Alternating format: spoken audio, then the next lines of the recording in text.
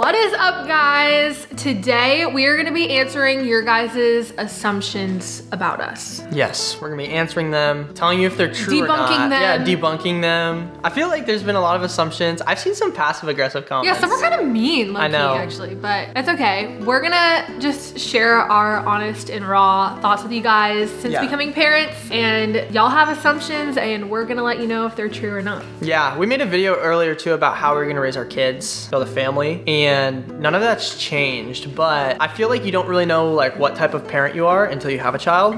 Yeah. And so now I feel like a lot of people have a lot of different questions and all sorts of things. Like, I wanna start off with a really funny one. Okay. I was making a TikTok the other day, and I made the TikTok whatever.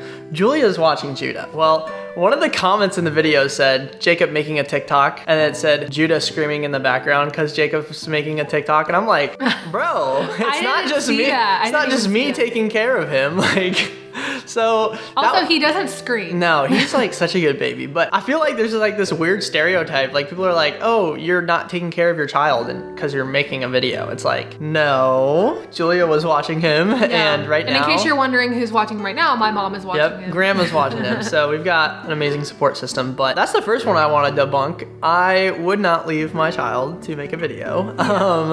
But no, I just thought that was funny, so I want to start off with it. We make sure there's someone watching him at all times. Yes. One of the ones that's kind of spicy that I saw, somebody said, you guys trust in the medical system more than you trust in God.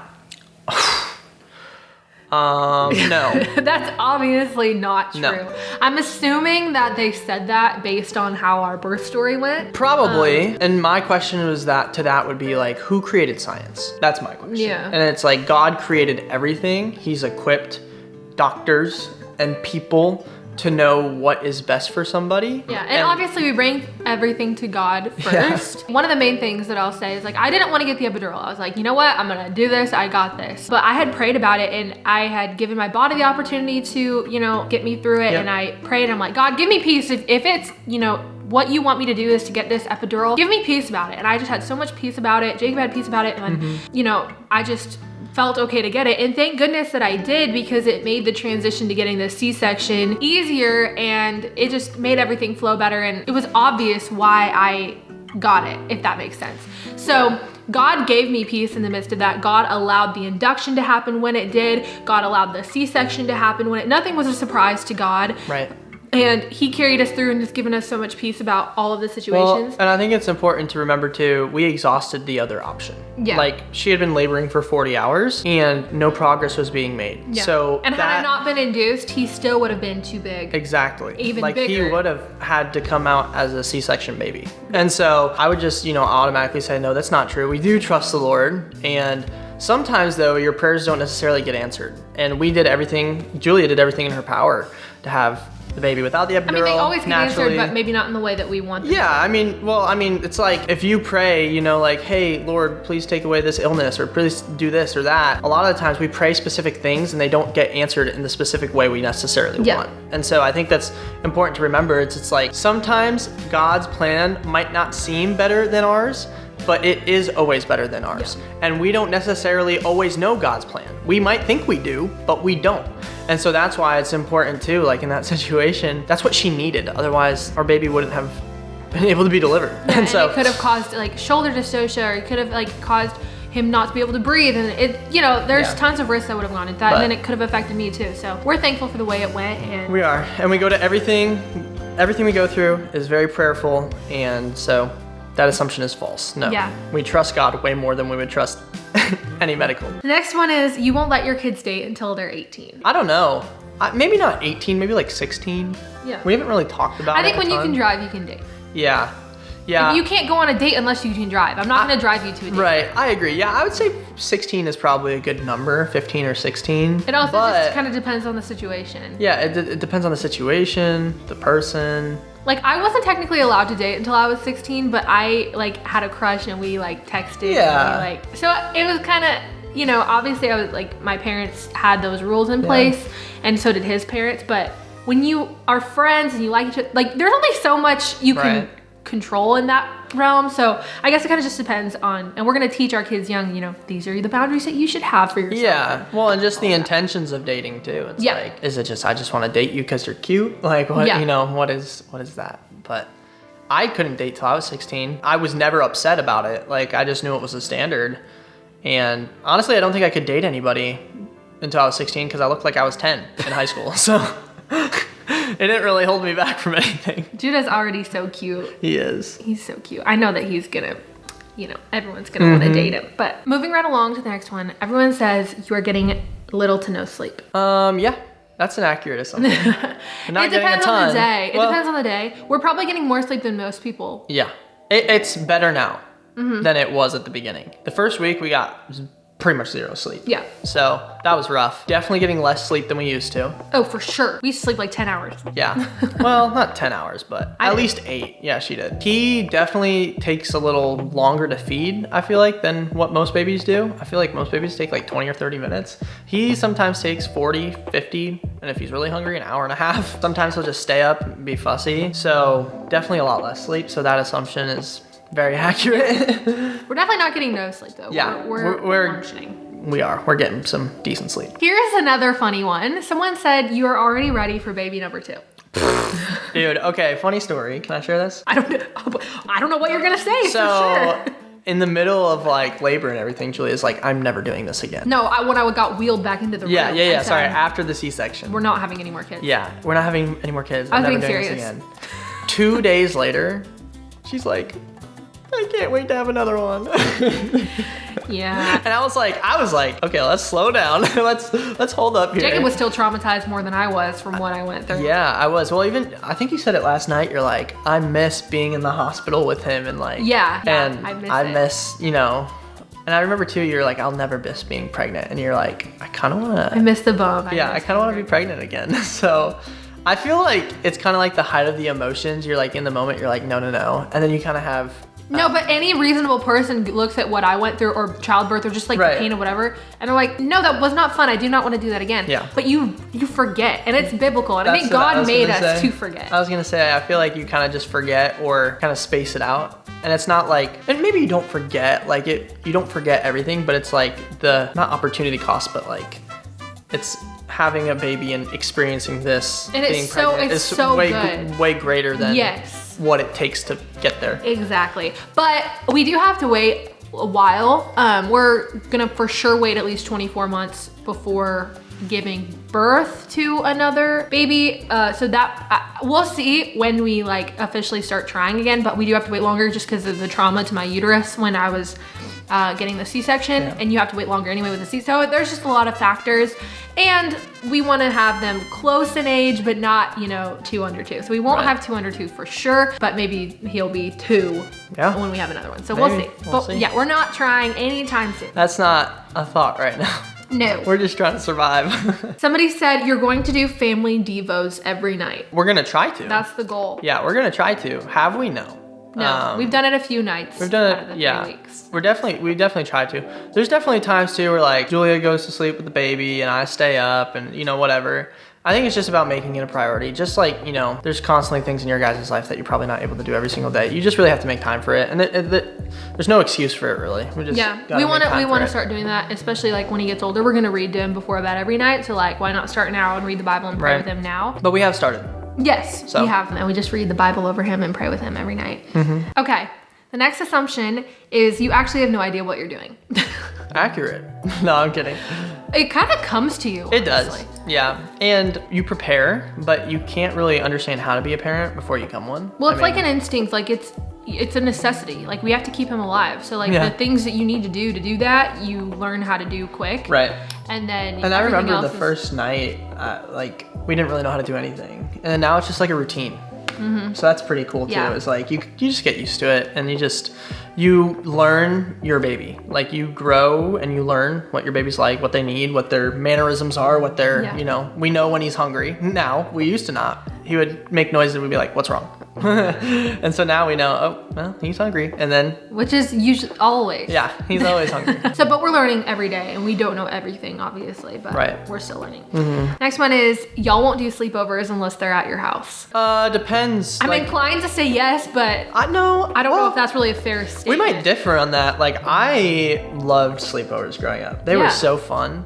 I think it depends on like who whose house they're sleeping over with, who's there, do we know the parents? Yeah. You know, that sort of thing. It's like you wouldn't. I slept over at my friend's house all the time. Yeah, it's like you wouldn't send your child home with someone random that you hardly know. Like same thing, I wouldn't let my child go stay at someone's house that I hardly know. Yeah, if I don't know the parents. But we have a lot of really, really good friends who I would 100% let him stay there. Oh, for sure. Yeah. But if it was like a newer friend and they wanted to have a sleepover, I would say you could stay here. Yeah, I think it's just the responsible adult thing to do is like you wouldn't let the person you love most go be somewhere where you're not if you don't know. Yeah, especially if you don't know the parents. If you don't know the environment, if you don't know. Things happen way too often with, you know, just really sad situations. And so as parents, we want to do our due diligence with that and just make sure that we would. And it's more of a protection thing. It's not like, being 100%. stern, no, you can't do this, you can't have fun. It's more like I'm protecting our child. I think it's kind of the same thing as like, you know, being in the car with someone or like driving to different events. You know, we'll have our rules and things, but it also kind of depends on the kid. Like we pray that he grows up to be really trustworthy and honest and aware of his surroundings and situations. Right. You know, we're going to try to teach him to do those things. And so when we know that he can be trusted to make good decisions, that'll also differ what rules we have. Right. So we'll see what happens, but we're just praying for him to be the best little boy ever. The next assumption is that Julia changes the most diapers. No, I do. That is actually not true. I change the most. I change pretty much every diaper. Yeah, first of all, I pretty much do all the feedings. When I was recovering from my C-section, when we were in the hospital for about the first week, I didn't change a single diaper. And now we kind of tag team everything. So like we both get up in the night with him, Jacob feeds him and I pump, and then like I'll burp him and put him to bed, and we'll both change his diaper, which really consists of it's like a pit stop. Holding his legs, and Jacob does the wiping. It's like a pit stop. It's like yeah. So Jacob definitely like does more, I feel like, than most, like I've heard, you know, what I've heard, like, but it's also because we're both home during the day. Well, it just goes quicker. Like who wants to stay up 2 hours? No, if I had to do it by myself, and then you had to feed, and then you had to change, and then if you had to do all that on your own, like we can cut the time down. I don't think there would be a way for you to sleep through that either. Like, yeah, I don't think I would. But yeah, feeding him and coinciding with the pumping is going great. We'll see what happens. He doesn't seem to be doing super great latching to me. Like I don't know, who knows how long we're gonna do the bottle for. So we'll see if he continues to have to get up with him, because if it's one of those things where I just have to feed him and change him really quick, then probably wouldn't have him get up. But yeah, we'll see how it goes. But Jacob definitely changes the most diapers, the most poopy diapers. I've gotten way too much on my hands. Yeah, well, I got peed on like There's several times when she'll like try to grab, this is TMI, but she'll try to grab the diaper and pull it out, and then she pulls it out and everything that's on it gets on the back of my hand. I'm like, dude, really? Yeah, there's things that you learn and you gotta, you know, figure it out, but I'm just trying to be efficient. And so I literally have pee all over my shirt right now because we just changed. That's what happens when you become a parent. I had a shower this morning because I got spit up all over. Yeah, lots of bodily fluids everywhere all the time, but it's great and we love it. Moving on to the next assumption. Someone said, I think meaning you, I think he'll be the softie and cave in and you'll be the strict one. I think if it was a girl. It's gonna be the opposite. Yeah, I think if it was a girl, yes. Like, I feel like that's the girl dad culture. I say yes to everything. I know. And like, I mean, you do too. But I feel like it's mama's boy and girl dad. Like, I feel like that's the culture that's been kind of cultivated. Like, I also have seen girl dads live like 10 years longer. What? I don't know. Or like 6 years longer per girl that they have. Probably because the stress of the boy. Dude, I don't know what it is. No. I saw it the other day. Y'all, my dad has 5 brothers. And I'm like, my grandma how did she do that? How? 6 boys? Like they would, you know, they're constantly like doing things, daring each other to do stuff, getting hurt. Like Jacob hit his brother in the head with a golf club on accident when he was a kid. Like, I don't know. I could see why the stress of that would take years off your life. But yeah, we'll see. If our next one's a boy, I know they're gonna be like in cahoots all the time. Yeah. So we'll see. But I do think that I'm gonna be more of a softie. Probably. And moving on to the next assumption. There's multiple ones in here of people saying that you guys are gonna be like super strict parents. No, I feel like as a Christian parent, that's the common like label you're given. Stigma. Yeah, like as someone who's Christian and like, I feel like that's what it was. Oh, you're a homeschooled Christian? Your parents are super strict. Or like, oh, your parents are a Christian? You're strict because you can't, you know, do this, and that. And I feel like that's just the stigma that. Yeah. Well, define like strict parent, because there's like several extremes, and people would be like, oh, you're so strict, you're not letting your kid date till they're 16. But that, to me, that seems like a reasonable, you know. I think there's a difference between like being strict and like preventing your child from like life experiences. I feel like at a certain, like, I'm not gonna go send my child off at 14 to go live their life. Why? Because they're not mature enough to do that yet. They're not, you know, they're not equipped to go and do that. At 18, yeah, if they want to at that point, because they're a legal adult, they'll be equipped, they'll be able, they'll be ready. Mm-hmm. If they want to stay in our house after 18, go to community college, whatever they want to do, that's fine by me. I'll take all the time with their kids. We're not going to kick them out. Yeah, I'll take all the time with our children as we can. But like, in terms of being strict, I think strict is kind of a bad word. I feel like it's being protective and it also kind of depends on the kid. Like, depends on, like, for example, I don't remember really having a bedtime when I was like certain age, because I just went to bed. So like there was no reason for my parents to be like, you need to be in bed by 7 o'clock, you know, because I would go to bed and and think about, this is the way I think about it. Are you strict with yourself? Meaning, do you discipline yourself to get in the gym, to eat, to do these things, right? Are you strict with yourself to get good sleep? I see like disciplined as a better word. Like, am I going to discipline my child, meaning teach them, hold them accountable to do their best in school, to get good rest, to not go and just date whoever, you know, like those sorts of things. It's also the boundary of like, okay, yeah, we want you to, you know, we're going to have rules about, the rule isn't you have to get an A, the rule is that you have to do your best. Exactly. And we're not going to get mad that you got a B or a C when you really truly did your best. Yeah, if you know, if you did your best at something, the outcome's the outcome, right? Yeah, like, you're not gonna get in trouble because you didn't get an A. Like, that's not gonna be the type of family we are. But I do think it's possible, because I wasn't the smartest kid growing up. I just gave it my all in school. And I barely tried, and I got all A's because I don't know. I just got lucky. So I think anything that you put your mind and your heart to and you work hard at it, you're gonna be successful. That's what I think. Yeah. And so your grades don't define you, but your work ethic does define you as a person. And so, you know, we don't want to teach our kids to be lazy and, you know, things like that. We want to teach them to be disciplined, work hard, and because but we want to be strict about going to church on Sundays. Yeah. But honestly, being able to teach a hard work ethic and some of those things, like it's an amazing thing that we get to, you know, have the ability to like be whatever you want, you know, like you get at an early age, you know, do you want to be a vet? Do you want to be a firefighter? Do you want to, you know, and so if they have the dreams and goals to work hard, you know, to be whatever they want to be, they have a certain amount of time to work hard at that and do it and, you know, do something they love. And so, you know, I think being a parent who teaches, you know, hard work ethic and discipline, it'll help them get to that point much more efficiently and understand why you need to work hard rather than, you know, just letting them do whatever they want, because life is hard and it comes at you really fast. And I think you need to be prepared for life and how fast curveballs can come and different things happen. And I mean, especially in today's world, like there's just so much stuff that's different than, you know, the world 20 years ago, even 5 years ago. So just all things that we have to think about. And, you know, we're just going to do our best to be the best parents we can, as I'm sure a lot of you guys do and want to do. So moving on to the next assumption, are we going to gentle parent our kids? What does that even mean, I guess? That's like if your kids, I've seen it on TikTok, like your kids acting up in the grocery store, and instead of being like, hey, stop, they're like, okay, you're feeling some really big emotions right now, and I'm going to sit here with you and we're going to feel them together. Oh, I mean, I'm not going to do that, but I'm not going to scream at them.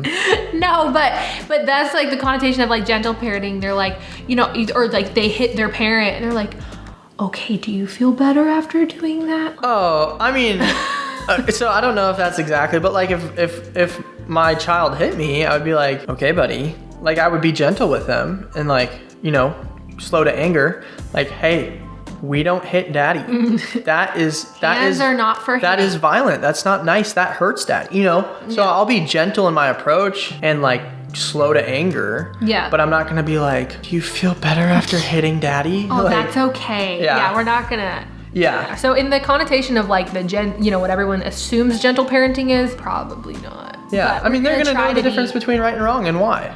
Yeah, we're not gonna sugarcoat things and allow insane behavior just because that's normal and what they feel like doing. Like they're a kid. They don't know what to. Well, and I feel like you teach them like, oh, does hitting people make you feel better?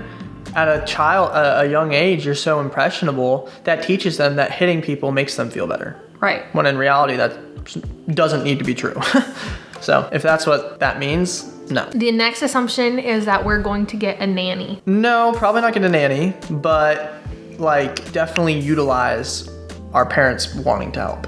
Yeah. Like if we need to go do work stuff, or if we need a day off, or if we need to get things done. I don't think I would ever hire a nanny or a babysitter. I feel like if we didn't have family, we might, have to hire a babysitter or whatever here and there. I'll say this, if we didn't have family and we had to be somewhere for work to provide for our family or whatever it may be, and that involves us being away from our kids, yes, we would find somebody to take care of them. Obviously. Yeah. But it's not gonna be just one of those things, hey, we're gonna hire a nanny so we don't have to take care of our kids. Does that make sense? Right. So we'll see. We want to spend as much time with them as we can. Right. And if we're like going on a trip or something, like we would opt to like bring them, yeah, rather than leave them home. Right.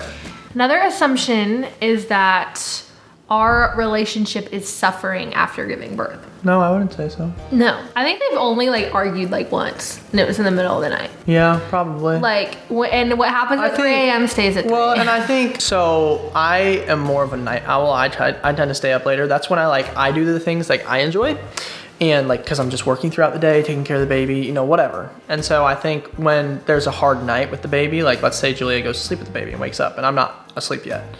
Like, maybe I'm doing my thing and she gets frustrated because the baby just won't go to bed. I think maybe we've had one like frustrating moment, like, oh, I wish you would just go to bed earlier so you could, help me. Yeah, I don't even know. Help me with this, because like most of the time I'm upstairs doing like work or hanging out with friends. I like to play video games with my friends, and so honestly, I don't hear anything unless you text me. Yeah. When it happens at 3 a.m. stays at 3 a.m. When you're sleep deprived, like it's not really either one of us that's the problem. It's kind of the situation, and then it's like you get mad at. It's how we respond. That's the problem. Yeah, and you get mad at the other person just because that's like the only person to get mad at. But there's like no. But honestly, well, you get mad at the person instead of being frustrated at the situation. Yeah. Like both of us have taken it out on each other and be like, whatever. But I feel like we've done a pretty good job of like, managing that, and definitely don't feel like our relationship is suffering. We're not going to get a divorce because we had kids, like, everyone assumes. So sad. That's sad that people assume that. No, it is. They're like, oh, you're having kids young, oh, you're going to get divorced.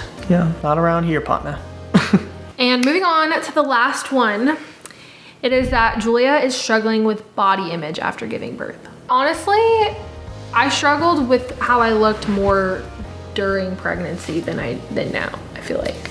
I mean, like I've accepted it. I feel like you've been very like pleased with like how quickly, you've lost weight, and like that sort of thing. You're like kind of excited. Yeah, and like obviously my body has like permanently changed. Like I have stretch marks like everywhere, but like that, those will fade over time, and like that's something I've kind of accepted, because like during pregnancy obviously that happens, and then during pregnancy like you accept your body's going to change and everything. So I haven't really been struggling with that. If anything, it's just been encouraging and like motivating me, and I like want to get, like I've never had this much motivation to work out before, and I like can't work out. Yeah, not yet. And so I'm like, okay, I need to keep, the motivation needs to stay in me, because like before pregnancy and during pregnancy, it was just not there. But I'm excited to get back into good shape, and once my body's healed. So thankfully haven't been struggling with that. So it's been good. And Jacob's been encouraging me. He's like, always like, you look good.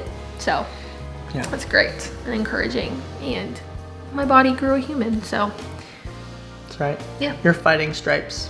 Yeah, my tiger stripes. Your tiger stripes. And then my scars also a reminder cool. of what I went through. Yeah, I think they're cool. They're something. But oh well. So. Anyways. Well, that wraps up our answering assumptions about us video. Let us know if you guys want to see more videos like this, or let us know in the comments down below more questions that you guys have. If you want to see more of Jacob on my channel. I know it's a lot just a lot of times, but we like having him over here. We do a lot of family content. Yes, we do. I try to do a lot of content about like us and like how we're navigating parenthood as young Christian parents. Yeah. But anyways, we love you guys so much, and we will see you guys in the next one. Bye. Yeah.